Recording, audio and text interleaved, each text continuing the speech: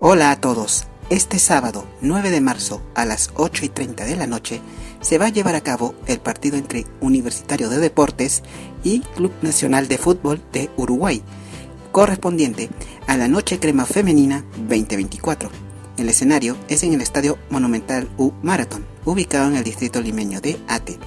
Esperemos de que hagan un excelente partido, ya que este es con motivo de preparación para el inicio de la Liga Femenina 2024. Así que mucha suerte y éxitos para todo el equipo femenino crema y juntos podemos decir y dale U.